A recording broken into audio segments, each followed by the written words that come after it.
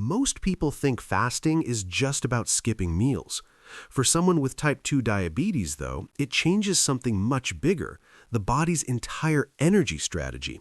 The moment food stops coming in, the body has to decide where fuel will come from next.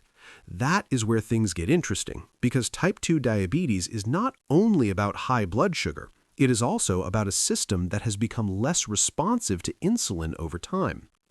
In a person without diabetes, this transition is usually smoother. Insulin falls, stored energy starts to become available, and the body gradually shifts gears. In type 2 diabetes, that shift can be messy.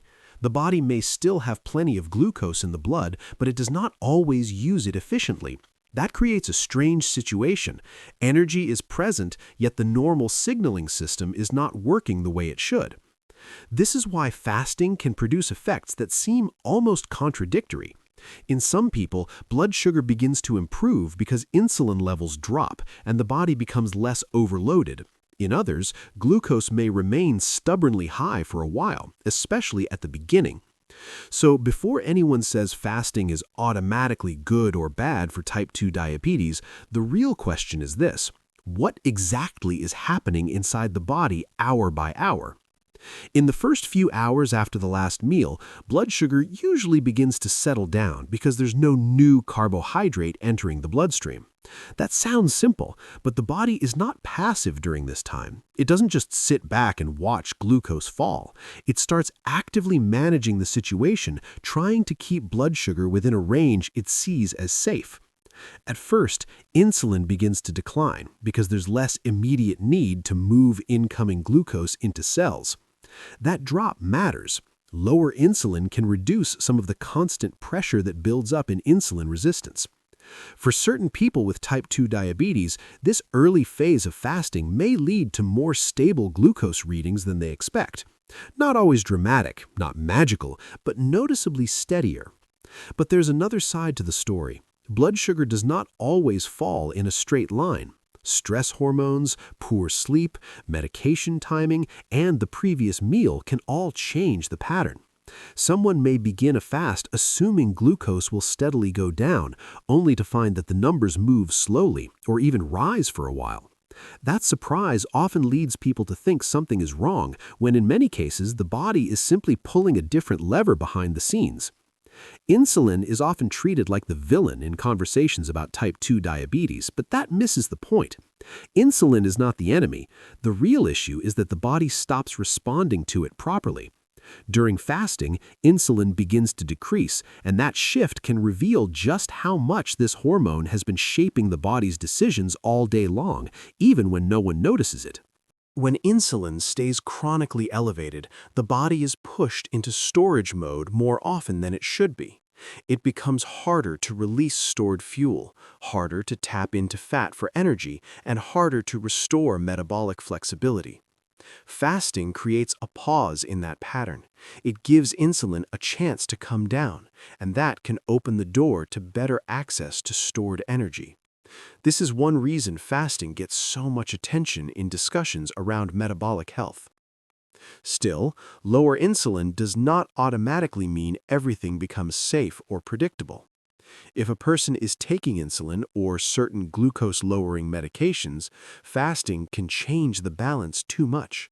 What helps one person improve control could push another toward a dangerous drop in blood sugar. That is why the hidden role of insulin matters so much.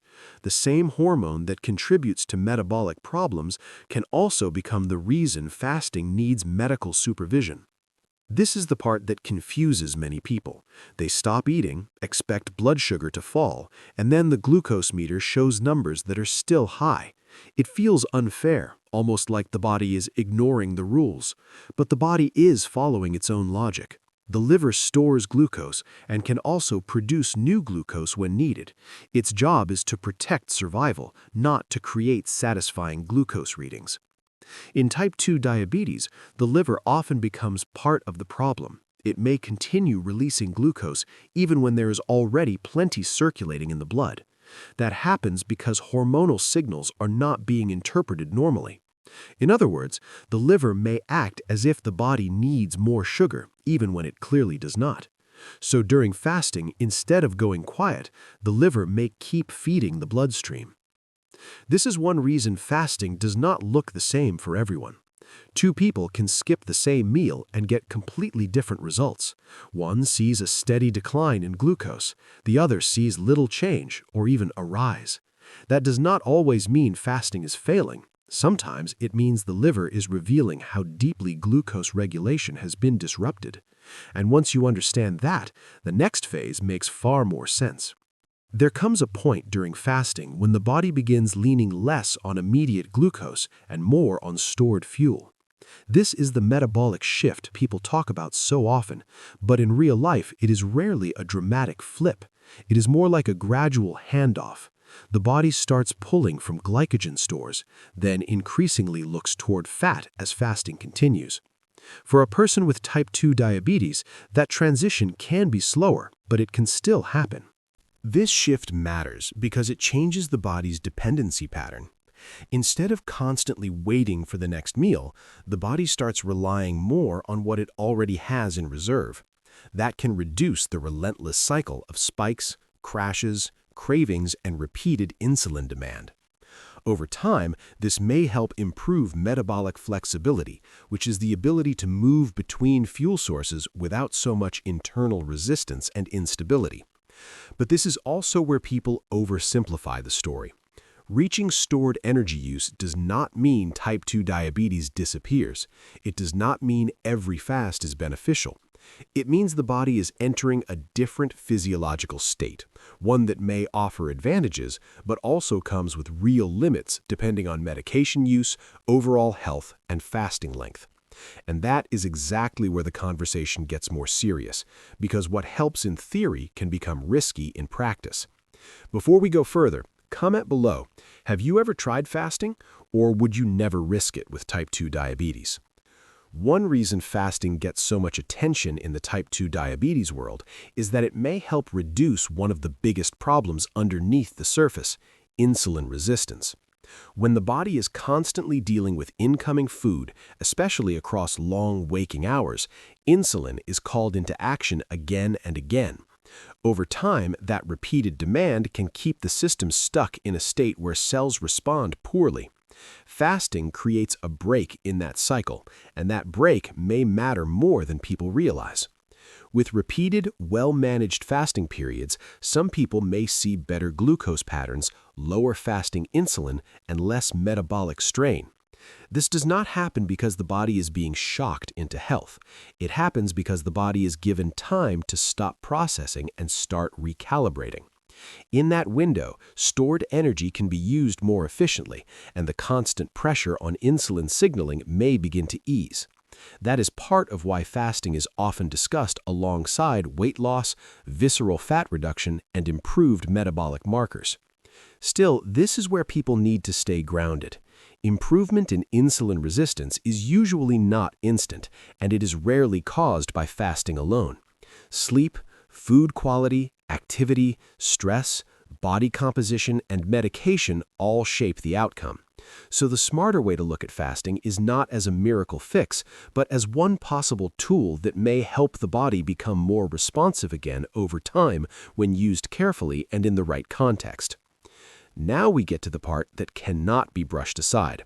Fasting may sound clean and simple in theory, but for some people with type 2 diabetes, it can become dangerous very quickly. The biggest concern is hypoglycemia, which means blood sugar dropping too low. That risk becomes much more serious when someone is using insulin or medications that keep pushing blood sugar down even when no food is coming in. This is what makes fasting so unpredictable across different people. Two individuals may have the same diagnosis, yet face completely different levels of risk. One may tolerate a fasting window without major issues. Another may become shaky, sweaty, confused, weak, or even end up in a medical emergency. The problem is not only the lack of food, it is the mismatch between reduced glucose intake and medication still doing its job too aggressively in the background. That is why fasting should never be framed as harmless, just because it sounds natural. A person can feel disciplined, motivated, and committed, and still be moving into a risky situation without realizing it. The body does not reward determination with immunity. When symptoms of low blood sugar begin, the issue is no longer about metabolic theory. It becomes immediate and physical. And that is exactly why medication changes can completely reshape the fasting experience. This is the dividing line most casual conversations ignore. Fasting does not happen in a vacuum. It happens inside a body that may already be influenced by insulin, sulfonylureas, metformin, GLP-1 medications, SGLT2 inhibitors, or other treatment strategies. Each of these changes how the body responds to a long gap without food. So when people compare fasting experiences online, they're often comparing completely different biological situations. Some medications mainly lower risk in one direction, while others raise new concerns. A person taking insulin or sulfonylureas may face a much higher chance of hypoglycemia during a fast. Someone using an SGLT2 inhibitor may need to think about hydration and, in rare cases, more serious metabolic complications. Even when a medication is not directly causing low blood sugar, it can still change the body's response enough that fasting becomes less straightforward than it appears from the outside. That is why the phrase, "fasting works for diabetes," is too vague to be useful. The real question is, for whom, under what conditions, with which medications, and for how long? Without those details, the advice becomes sloppy. And in health, sloppy advice can cost people real safety. This is also where the science starts separating useful enthusiasm from overconfidence, because good research tends to be much more cautious than social media. If this is making you rethink fasting, comment below with one word: helpful or risky. I want to know where you stand so far. The scientific conversation around fasting and type 2 diabetes is promising, but it is not as simplistic as headlines make it sound. Some studies suggest that structured fasting approaches may help with weight loss, insulin sensitivity, glucose control, and reduction in overall metabolic burden. That is the encouraging side. The less glamorous side is that study designs vary, fasting methods differ, and not every result applies equally to every patient. Researchers also look at different versions of fasting, and that matters a lot. Time-restricted eating is not the same as alternate-day fasting. A supervised clinical protocol is not the same as someone skipping meals on their own after watching a few videos. Some people improve because fasting helps reduce calorie intake and body fat. Others benefit from changes in meal timing and insulin exposure. In other words, fasting may help, but the mechanism is not always one single neat explanation.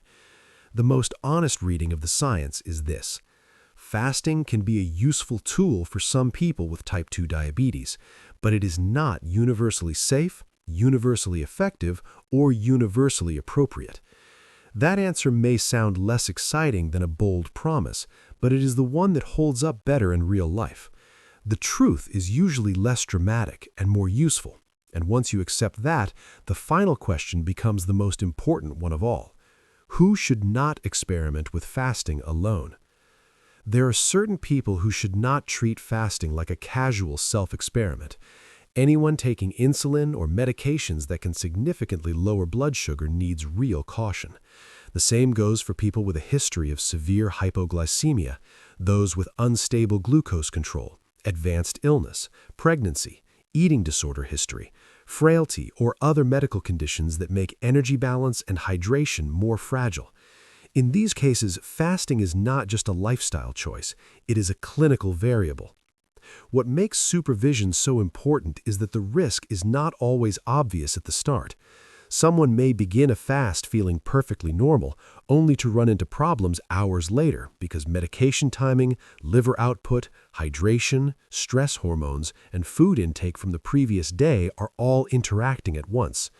The body is not a calculator, it is a moving system, and with type 2 diabetes, that system can shift quickly under the surface before symptoms become impossible to ignore. So what really happens to type 2 diabetes during fasting?